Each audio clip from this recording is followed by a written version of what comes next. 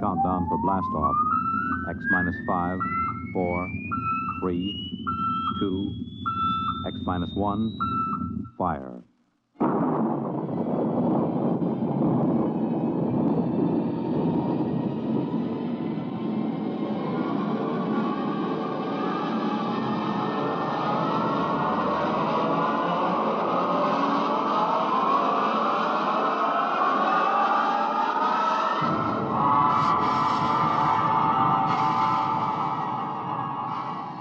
From the far horizons of the unknown come tales of new dimensions in time and space. These are stories of the future, adventures in which you'll live in a million, could be years, on 1,000 maybe worlds. The National Broadcasting Company, in cooperation with Galaxy Science Fiction Magazine, presents X minus 1.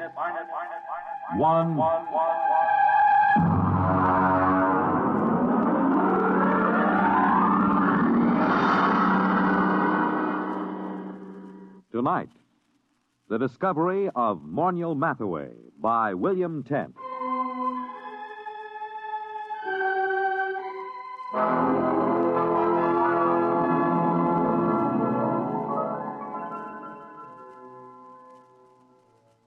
Everyone is astonished at the change in Morniel Mathaway since he was discovered. Everyone, that is, but me. They remember him as an unbathed and untalented Greenwich Village painter who began almost every second sentence with I and ended every third one with me. You see, I understand the change in him, because I was there the day he was discovered. We were talking about his discovery that day. I was sitting carefully balanced on the one wooden chair in his cold little Bleecker Street studio because I was too sophisticated to sit in the easy chair. Come on, Dave. Take a comfortable seat. Oh, no, Morny. Oh, no. I know about that chair. Now, what do you mean? It's the only comfortable chair in the room. Yeah, I know. Look at it. Broken down springs, very high in the front and low in the back. Sure, it conforms with the position of the spine. Yeah, sure. And when you sit in it, things begin sliding out of your pockets. Loose change, keys, wallets, anything. What do you do, Moyle? Pay the rent on your studio with that easy chair? Well, as a matter of fact, it is rather profitable. Yeah. And that's why I'll sit on the wooden chair, if you don't mind. Oh, now, don't be bourgeois. Well, I notice you always sit on the bed. That's because I'm a good host. I see. Well, how's the painting going? Oh, great, fabulous. You sell any paintings? No. You know, Dave, I can't wait for the day when some dealer, some critic with an ounce of brain sees my work. I can't miss, Dave. I know I can't miss. I'm just too good. Sometimes I get frightened at how good I am. Why, it's almost too much talent for one man. Well, there's always... Not that it's too much talent for me. I'm big enough to carry it, fortunately. I'm large enough of soul. Oh, good. I'm glad to hear it. Now, if you don't mind... You know what I was thinking about this morning? No, but to tell you the truth, I was thinking about Picasso, Dave. Picasso and Rouault. I'd just gone for a walk through the pushcart area to have my breakfast. You know, the old hand's quicker than the eye. Yes, I know. I've seen you do it. You're the only man I know who can ask directions to Houston Street and fill his pockets full of bananas at the same time. Oh, well, society owes the artist something. Mm-hmm. Anyway, I started to think about the art of modern painting. I think about that a lot, Dave. It troubles me. You do, huh? Well, I was thinking, who is really doing important work in painting today? Who is really an unquestionable great? I could think of only 3 names. Picasso, Rouault, and me. Well, naturally. Just 3 names, no more. Oh, it made me feel very lonely, Dave. Yeah, well, I can see that. But and then I asked myself, why is this so? Has absolute genius always been so rare? Why has my impending discovery been delayed so long? Oh, I thought about it for a long time, Dave. I thought about it humbly, carefully, because it's an important question, and this is the answer I came up with.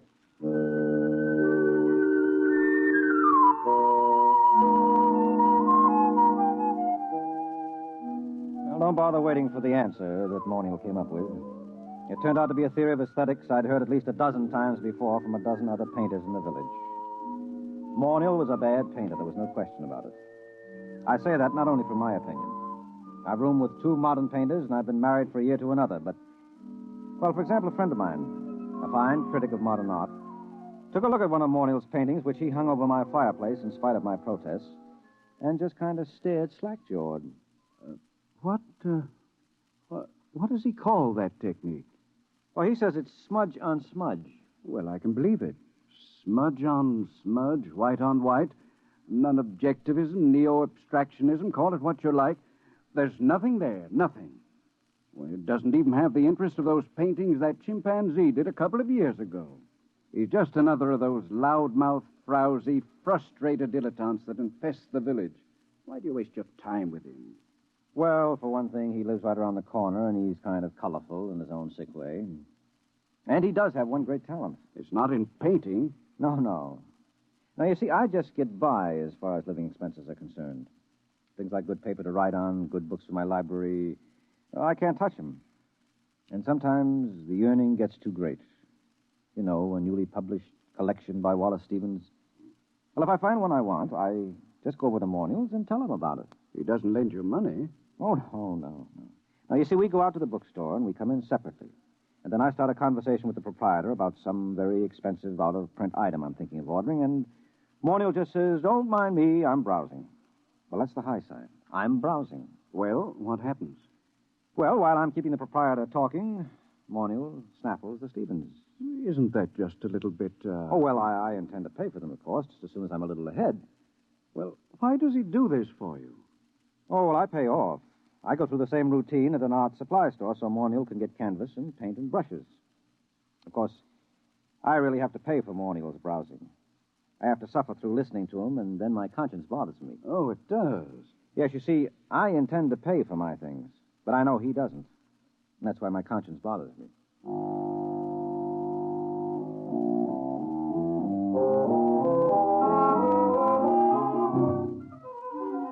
Well, here he was the day he was discovered, sitting in his room, and Morniel was running on about his own genius. No, I can't be as unique as I feel. Other people must be born with the potential of such great talent, but it's destroyed in them before they can reach artistic maturity. Why? How? Well, let's examine the role that society plays in all of this. What's that? You got a hi-fi set? Nonsense. That's a crass materialistic concept that I Amos, should... something is happening. Hey, why didn't you put the purple lights in? Purple? Oh, what's that? Look, it's shimmering. It's coming right through the wall. It looks like a box. We can't both be having an artistic vision. You're not the type. No, I'm not, and I'm not drunk either. Look out, something's going to happen. Morniel Mathaway? Well, who are you? Where'd you come from? You are Morniel Mathaway? Yes. My name is Glescu. I bring you greetings from 2487 A.D. Oh, 2487. A.D.? I realize this is a difficult phenomenon for you to grasp entirely, but here I am. We will now indulge in the 20th century custom of shaking hands. Mr. Morniel Mathaway? Oh, well, sure. Shake. Yeah. And you, sir? Yeah, sure. I don't mind. Shake. What a moment. What a supreme moment. Oh, well, what do you mean, what a moment? What's so special about it?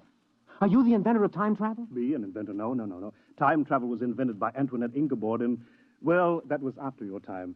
It's hardly worth going into at the moment, especially since I only have half an hour. Why half an hour? The skin drum can only be maintained that long. The skin drum is, well, call it the transmitting device that enables me to appear in your period. There is such an enormous expenditure of power required that a trip into the past is made only every 50 years. The privilege is awarded as a sort of go-bell. I believe I have the word right. It is go-bell, isn't it? The award made in your time? Well, you wouldn't mean Nobel by any chance, a Nobel Prize? That's it, the Nobel Prize. A trip is awarded to outstanding scholars as a kind of Nobel Prize. Once every 50 years, the man selected by the Gardemax is the most preeminent, that sort of thing, you know. Up to now, of course, it's always gone to historians, or they frittered it away on the siege of Troy and the first atom bomb explosion at Los Alamos, or the discovery of America, things like that. But this year... Yes? Well, what kind of scholar are you? I am an art scholar. My specialty is art history, and my special field in art history is... What? You, Mr. Mathaway. In my own period, I may say without much contradiction, I am the greatest living authority on the life and works of Morniel Mathaway. My special field is you. Dave, did you hear that? Dave! I heard. You mean that I'm famous? That famous? Famous? You, my dear sir, are beyond fame. You are one of the immortals the human race has produced. That famous? That famous. Who is the man with whom modern painting in its full glory is said to have definitely begun? Who is the man whose designs and color have dominated architecture for the past 5 centuries? Who is responsible for the arrangement of our cities, the shape of our artifacts, the texture of our clothing? Me. You. No other man in the history of art has exerted such a massive influence over design. To whom can I compare you, sir? To what other artist in history can I possibly compare you? Rembrandt? Da Vinci? Rembrandt and Da Vinci in the same breath as you. That's ridiculous. They lacked your universality, your taste for the cosmic. Wow. Mr. Glasgow, excuse me. Do you happen to know of a poet named David Danziger? Did much of his work survive? Is that you?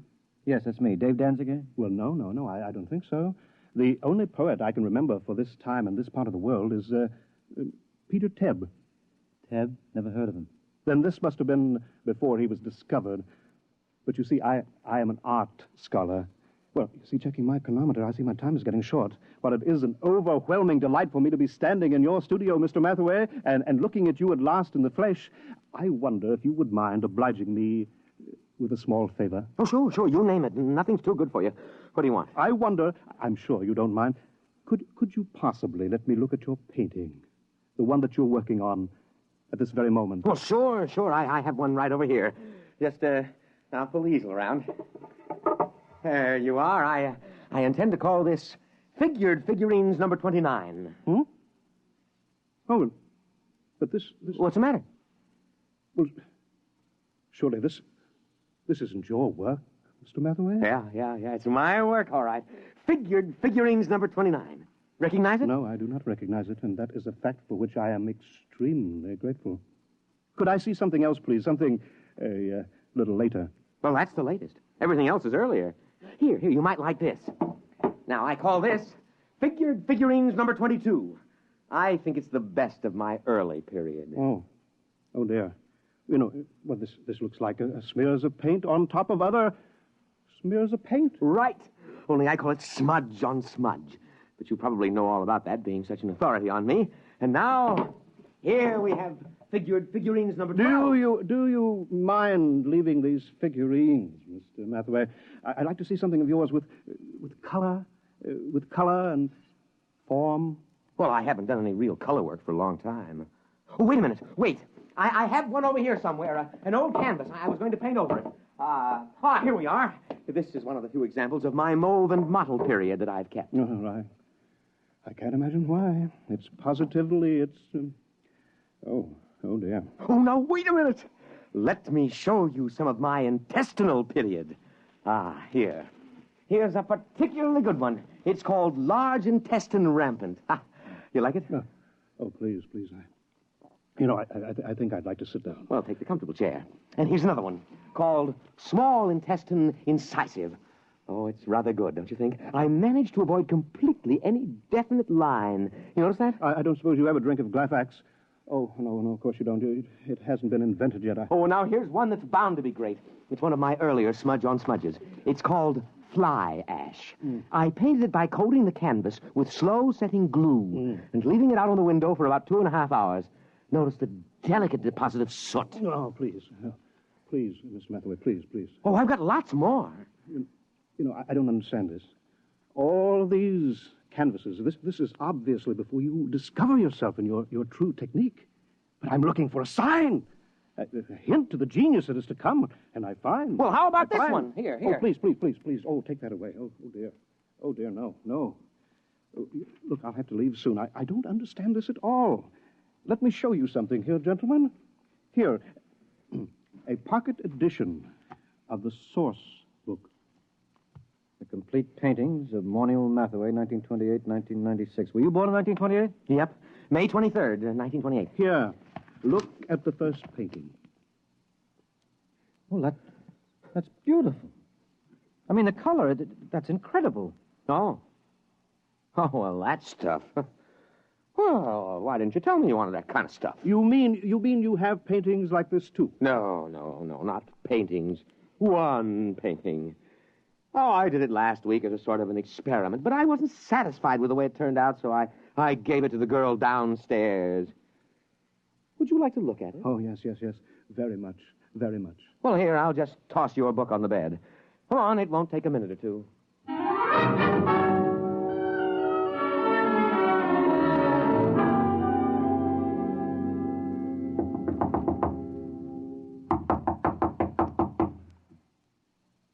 Oh, she isn't at home.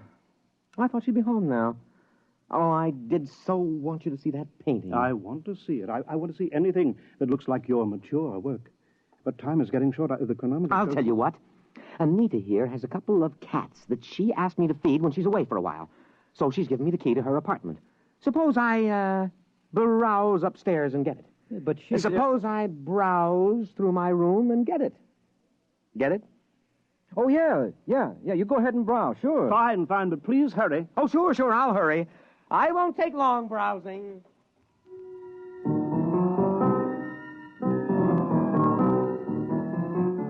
Well, that was it, the high sign. I'd seen Morniel Mathaway in action too many times as a shoplifter not to understand it. He was going upstairs to lift that book that he'd dropped on the bed. I knew he hadn't ever painted a picture like the one in the book, but he would now. Only he wouldn't paint them. He'd copy them. Well, I started talking automatically. You, paint yourself, Mr. Glasgow? No. Of course, I wanted to be an artist when I was a boy. I imagine every critic starts out that way, but I found it far easier to write about paintings than to do them. Once I began reading the life of Morniel Mathaway, I knew I had found my field.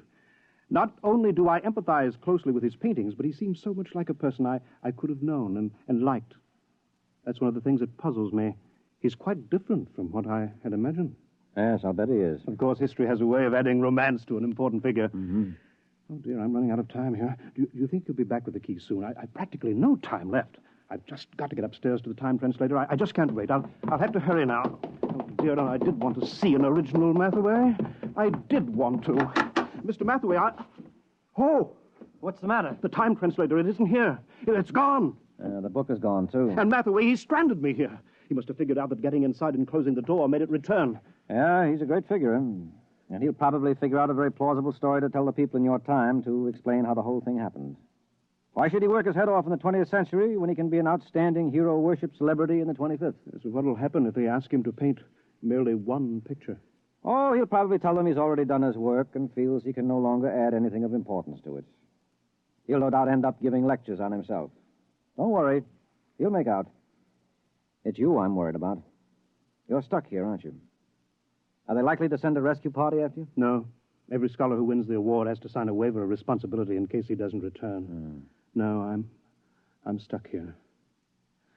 Tell me, is it very bad living in this period?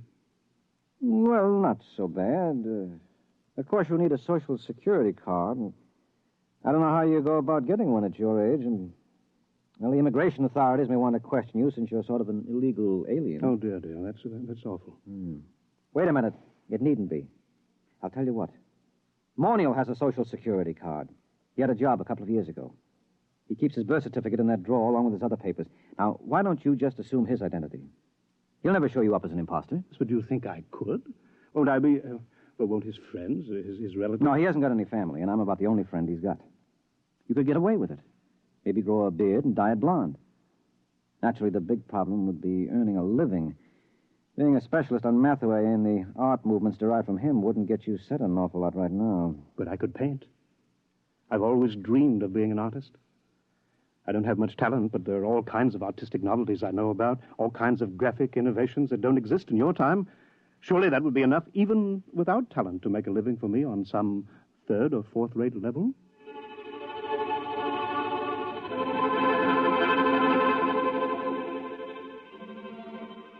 It certainly was. But not on the third or fourth-rate level. Mr. Glasgow, that is Morniel Mathaway, is the finest painter alive today and the unhappiest. After his last wildly successful exhibition, I remember he said to me, "What's the matter with all these people praising me like that? I don't have an ounce of real talent in me. All my work is completely derivative.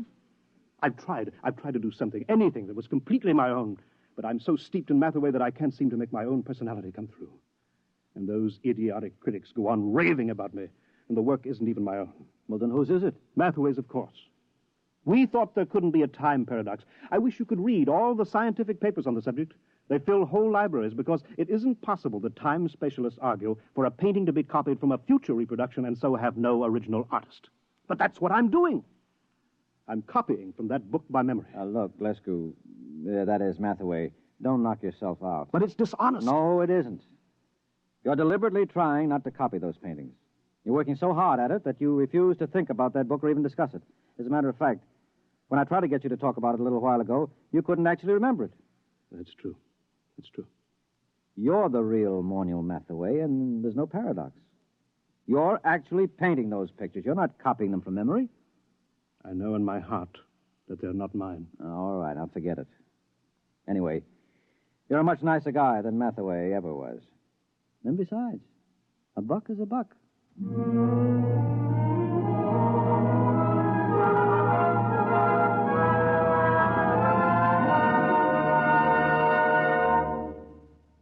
You have just heard X-1, presented by the National Broadcasting Company in cooperation with Galaxy Science Fiction Magazine, which this month features Lulu by Clifford D. Simak, a story which demonstrates that a spaceship should be a darb, a smasher, a pip, a beaut, but man all battle stations if it ever becomes a sweetheart of a ship. Galaxy Magazine, on your newsstand today. Tonight, X-1 has brought you The Discovery of Morniel Mathaway, a story from the pages of Galaxy written by William Tenn and adapted for radio by Ernest Kenoy. Featured in our cast were Leon Janney as Mathaway, Guy Rep as the critic, Wendell Holmes as Glescu, and Les Damon as Dave. Your announcer, Fred Collins. X-1 was directed by Daniel Sutter and is an NBC Radio Network production.